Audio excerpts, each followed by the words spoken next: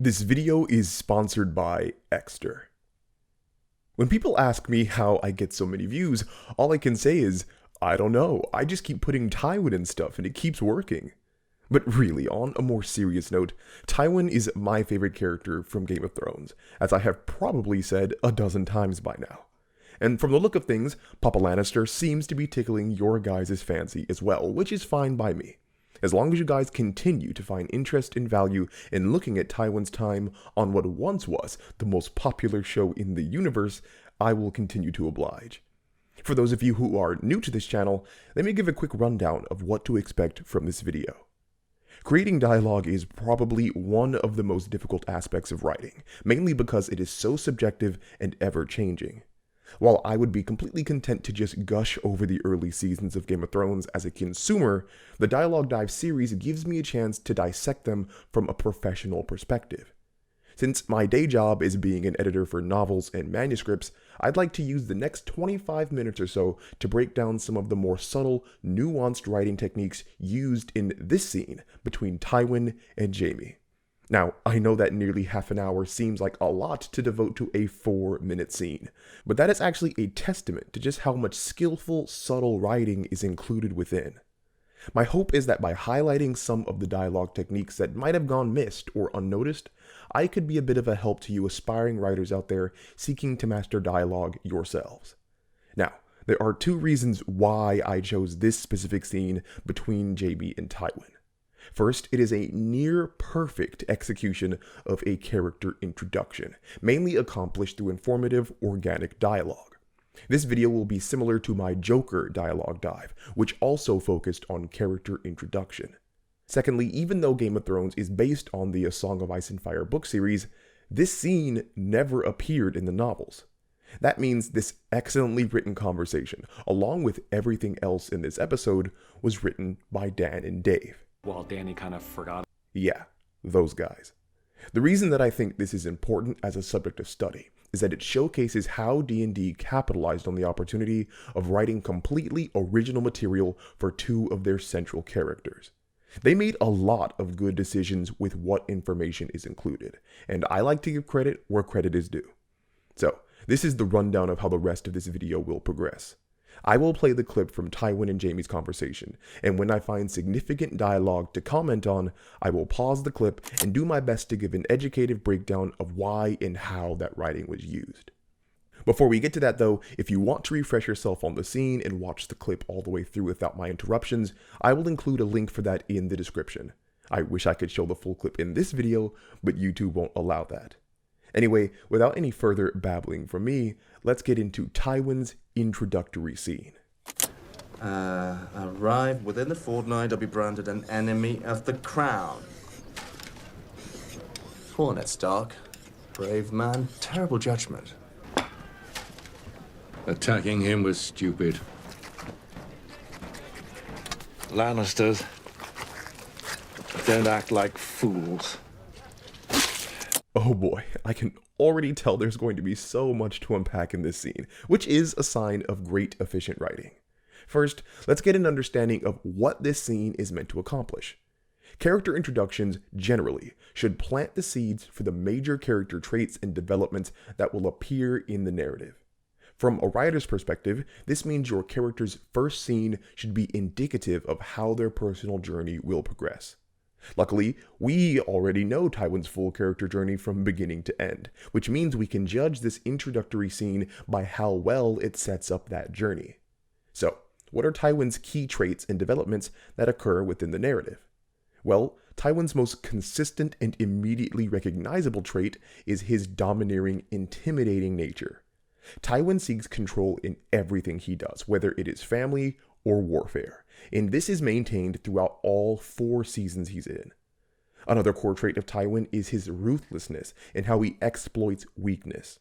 From orchestrating the Red Wedding to ordering Tyrion's execution, Tywin does not show mercy, and he will not hesitate to target another character's weaknesses. And finally, Tywin's most major trait is his obsession with the Lannister legacy. Tywin's decision-making is almost completely centered around the continued empowerment of House Lannister. Now, as a caveat, this is not an exhaustive list of all of Tywin's traits or developments. He is a very complex character with a ton of nuance. However, these three aspects, along with the fourth that I will mention later on, stand as the core of his character. So knowing that, let's pay attention to how this scene caters to establishing these aspects of his character through dialogue. Let's roll it again from the top. Arrive within a fortnight, I'll be branded an enemy of the crown. Poor Ned Stark.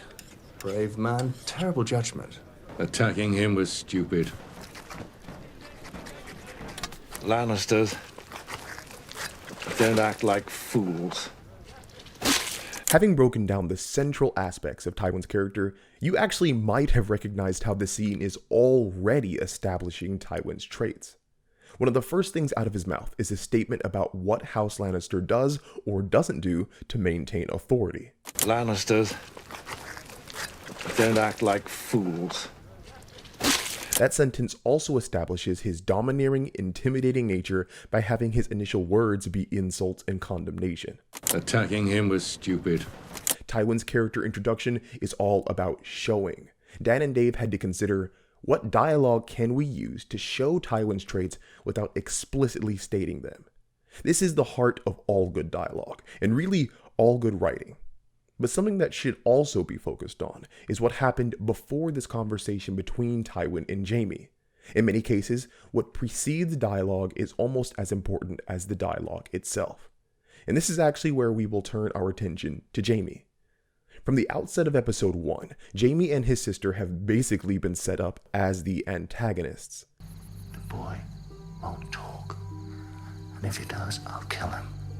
Him, Ned Stark, the king, the whole bloody lot of them until you and I are the only people left in this world. And along with being antagonists, they are incredibly powerful antagonists. Cersei is the queen, Jaime is a hyper-skilled Kingsguard, and they are both from the richest, most influential family on the continent. As I have said before, conflict in a narrative is only as good as the antagonists that it represent, and the greater the antagonist, the greater the conflict. Ned Stark and the rest of the main cast have had to tread very lightly because they understood how dangerous Jaime and Cersei were as opponents. And it's because of this establishment of their threat that I believe it was a purposeful move to introduce Tywin so late in the first season. A great writing technique to use if you want to make a new character intimidating during their character introduction is to make that new character superior to an already established antagonist. Since we already know the danger and threat of Jaime, Tywin's dominant manner of speaking to him comes across as even more intimidating due to this context. And this is specifically meaningful considering Jaime. This is a man who pretty much said whatever he wanted to whomever he wanted. Give my regards to the Night's Watch. I'm sure it will be thrilling to serve in such an elite force. And if not, it's only for life. Jaime even sassed the king to his face at one point. So for this same Jaime to be in complete verbal submission to Tywin for their entire conversation speaks not only to their character relationship, but Tywin's stature as an antagonist in the narrative. Aside from just the dialogue, the main power of the scene comes from Tywin in comparison to Jaime. Dan and Dave could have easily had Tywin speaking to some random general or soldier or lord. But by having Tywin stand superior to a powerful character we already have acquainted ourselves with, the dialogue of the scene becomes much more impactful. So, and this is only because there is so much great nuance to unpack in these opening lines, let's listen to them one more time to highlight yet another strength of the dialogue. Last time, I promise. Arrive within a fortnight, I'll be branded an enemy of the crown. Poor Ned Stark. Brave man, terrible judgment. Attacking him was stupid. Lannisters, don't act like fools. So, Jaime calls Ned Stark a brave man with terrible judgment, which then prompts Tywin to immediately question Jaime's judgment by calling him a stupid fool for attacking Ned. The content of this dialogue, while a bit innocuous at first glance, is actually very informative, and I believe meticulously chosen. Let's keep our focus on Jaime. A running theme for him throughout the early seasons of the show is Jaime's self-perceived exceptionalism. More or less, he thinks he is superior to everyone else and stands apart from them. But while this is made explicit in later seasons, There are no men like me. Only me. it is merely foreshadowed in season 1 through action and dialogue. Since Jaime believes he is smarter and superior, he also believes he is in a position to objectively criticize Ned Stark's judgment. While that might seem small, little dialogue moments like this match Jaime's later established character traits, which goes a long way in forming the feeling of a consistent, compelling character. But that really leads us back to Tywin, who uses Jaime's perceived superiority against him. Attacking him was stupid. Lannisters, don't act like fools. Tywin essentially tells Jaime that he has just as poor judgment as Ned Stark. This accomplishes two things. First, it shows Tywin's ruthlessness and exploitation of weakness. In this case, he is targeting Jaime's insecurity. Tywin basically says, hey, that guy you think is so stupid for acting rationally, yeah, you're no better than him. And while that might not seem too bad, for Jaime, that is very significant. Again, since Jaime believes in his own exceptionalism, Tywin saying you're just as dumb as everybody else attacks and destroys that fragile part of his identity. But the second narrative aspect this dialogue accomplishes is setting up Tywin as the superior figure, which is very important to his character going forward. In this conversation, Tywin establishes that he has the clarity to truly understand what proper judgment is. By calling Jaime a fool, Tywin cements that he has the authoritative position not only in the conversation, but in life in general. This therefore makes anything Jaime says going forward subject to harsh criticism. Because of this, look how difficult it is for Jaime to respond after. Lannisters, don't act like fools.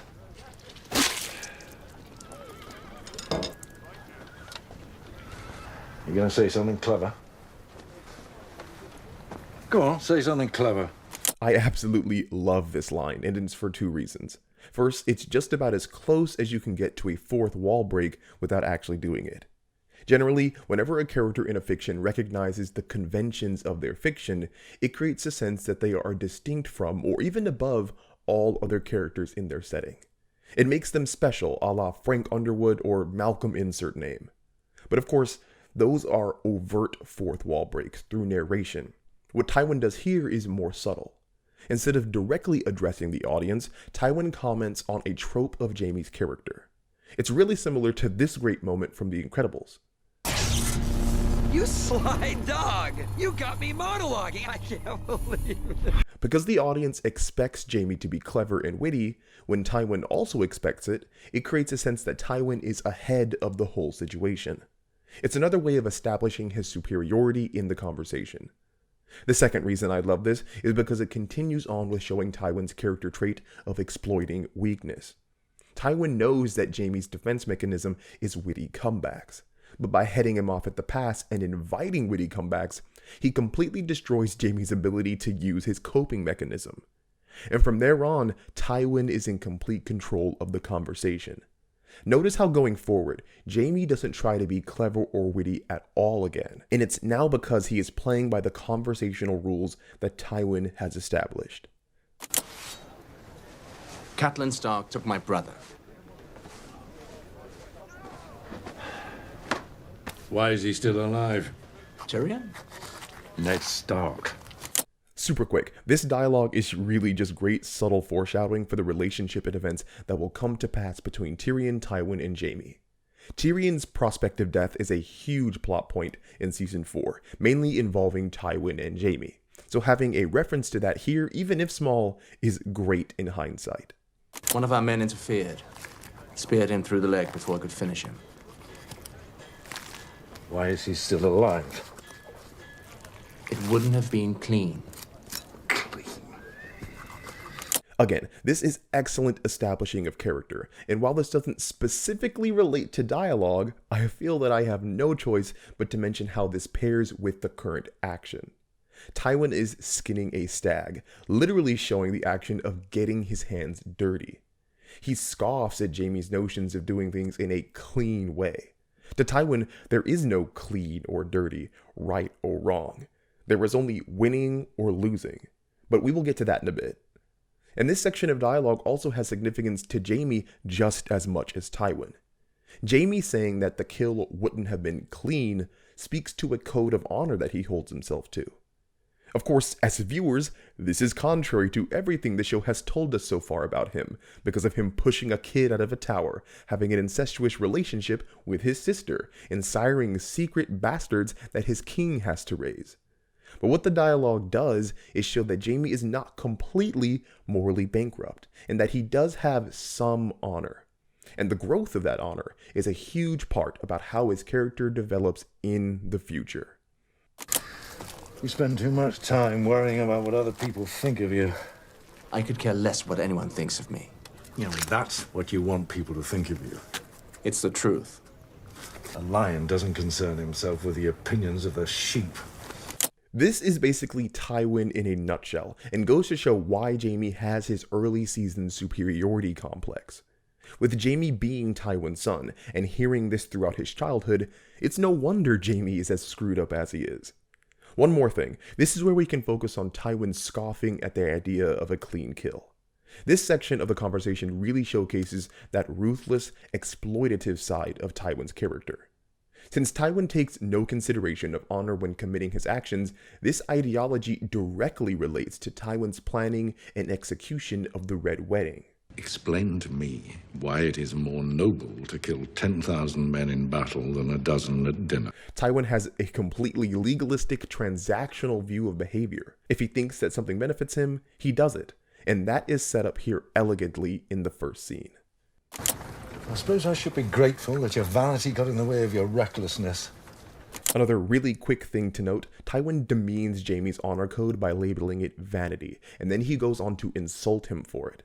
What this dialogue continues to do is affirm Tywin's black and white view of the world. Tywin considers restrictions based on honor to be weakness, which is indicative of his character going forward. I'm giving you half of our forces. I didn't realize you place such a high value on my brother's life. He's a Lannister. He might be the lowest of the Lannisters, but he's one of us. And every day that he remains a prisoner, the less our name commands respect. You probably already know what I'm going to comment on here. This dialogue revisits Tywin's obsession with the empowerment of House Lannister. What it also does, though, is establish the nuance behind this outlook. We've worked through the night, my lord. Perhaps we'd profit from some sleep. As I think you would, Reginald. And because you're my cousin, I might even let you wake from that sleep. If your name wasn't Lannister, you'd be scrubbing out pots in the cook's tent. Tywin loves House Lannister, not the Lannister family. Tywin couldn't care less that Tyrion was a war captive. Tywin only cares that the war captive happens to be a Lannister. How can someone so consumed by the idea of his family have any conception what his actual family was doing? While a first-time viewer might not recognize this distinction in the moment, it is extremely important to have this be part of the character introduction. So the Lion does concern himself with the opinions No, that's not an opinion, it's a fact. If another house can seize one of our own and hold him captive with impunity, we are no longer a house to be feared. This might be the most important line in the entire exchange. Jaime essentially calls Tywin a hypocrite to his face, and Tywin gets incredibly defensive and passes off his statements as objective and undeniable. On a character level, the reason for this is Tywin is doing his best to keep himself elevated above and superior to what he perceives as Jaime's emotional, impulsive identity. But what this dialogue does is also set up the fourth big character trait that I said I would get to later: Tywin's hypocrisy. If there is a weakness Tywin has, especially concerning his family, it is hypocrisy. This is what actually contributes directly to Tywin's death. For months, he badgered and ridiculed Tyrion for sleeping with the whore, but then he does the exact same thing. He demands his children bend and adapt for the betterment of the family, but never makes any concessions himself. Hypocrisy is literally Tywin's fatal flaw, And all the way from the beginning, in this introductory scene, the seeds of this major character trait are established. It's the family name that lives on. It's all that lives on. Not your personal glory, not your honor, but family. Do you understand? And there we basically have TYWIN'S character thesis statement. This section of dialogue encapsulates everything you need to know about TYWIN going forward. And while it may seem more explicit than some of the other more subtle lines of dialogue, I believe there's a good reason for it. Unlike book TYWIN, show TYWIN never receives backstory. We don't dive into his ruined friendship with the Mad King, we don't investigate his destroyed relationship with his father, and we only hear about the reigns of Castamere in passing. And for a character this complex and this significant to the plot, that is pretty incredible. Almost every major iconic villain has some sort of backstory introduced so that the audience can understand their motivation and endgame. But for those characters that do not have a provided backstory, like the Dark Knight's Joker, it is incumbent upon a writer to establish motivation through dialogue and action. A character lacking a backstory, especially a villain, must have a clear, easy-to-follow goal that explains their actions in the narrative. For the Joker, it was revealing the true underlying chaos and evil existing in all people. For TYWIN, it's the empowerment of the Lannister legacy. You're blessed with abilities that few men possess. You're blessed to belong to the most powerful family in the kingdoms, and you're still blessed with youth. And what have you done with these blessings, huh? You've served as a glorified bodyguard for 2 kings. One a madman, the other a drunk. One of the best ways to impress a character's personality on an audience is to have them speak upon their worldview. Seeing how a character interprets facts and events in the world allows the audience to understand how their mind works. On an objective level, Jaime's status as a Kingsguard is highly enviable in Westeros. Even if we don't look at it from the chivalrous perspective of a knight being able to protect their king, we can view a spot on the Kingsguard as living in complete luxury. You have a quarters in the royal castle, you eat from the royal kitchen, your name is literally written in the history books, and you barely ever have to actually risk your life. One could say, nearly objectively, that this is an impressive station to attain in life. And this is why creating the dialogue that interprets that information through TYWIN'S worldview is so informative. This section of dialogue sees TYWIN praise Jaime for the first time in the entire conversation. You're blessed with abilities that few men possess. You're blessed to belong to the most powerful family in the kingdoms, and you're still blessed with youth. But he only does it to accentuate how much of a failure he believes Jaime is. And what have you done with these blessings, huh? You've served as a glorified bodyguard for 2 kings.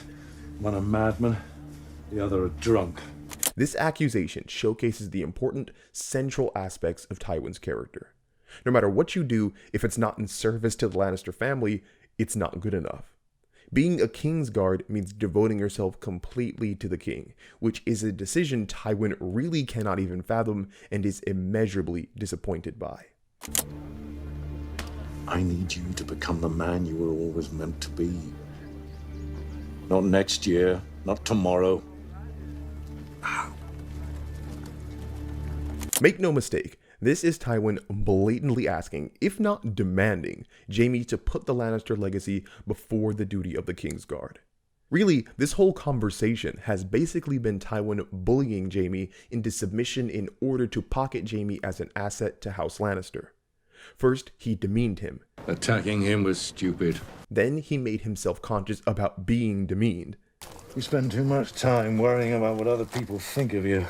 Then he called him a failure. I suppose I should be grateful that your vanity got in the way of your recklessness. Then he gave him an army. I'm giving you half of our forces, 30,000 men. So that he could redeem himself from failure with said army for House Lannister. I need you to become the man you were always meant to be. Say what you want about Dan and Dave's writing during the final season, and I have. But this show-only exchange between TYWIN and Jaime really is a masterclass in introductory dialogue. It's tight, efficient, and shows why TYWIN is the most powerful, wealthiest lord in Westeros. And speaking of tight, efficient wealth, let's take a quick look at the Exter wallet. I know it's not the usual thing I endorse on this channel, but one, everyone needs a wallet. And number two, I try to hook you guys up with stuff I genuinely think is cool. Before I recommend anything to you guys, I always try it out for myself for a quality check. And after a few weeks of using an Exter wallet, I'm pretty much in love with the thing. This thing is honestly the smallest, sleekest wallet I think I have ever seen. And what's best, it caters to my near destructive laziness. There is a tracking chip for the wallet so that I never have to freak out looking for it. All the cards are kept in this rift sleeve that you can pop out like your 007. Trust me, it's as cool as it looks, but it's way better to actually do it yourself. And that is easier now because of discounts. Anyone who uses my link below in the description will get 20% off their Exter purchase. So if you need a wallet, or if you really just want something cool, go check it out. Anyway, thank you guys for watching all the way to the end. These dialogue dives are always super fun for me, and I will continue to take any excuse to talk about Tywin more. As always, it was a pleasure, and I will talk to you all again soon.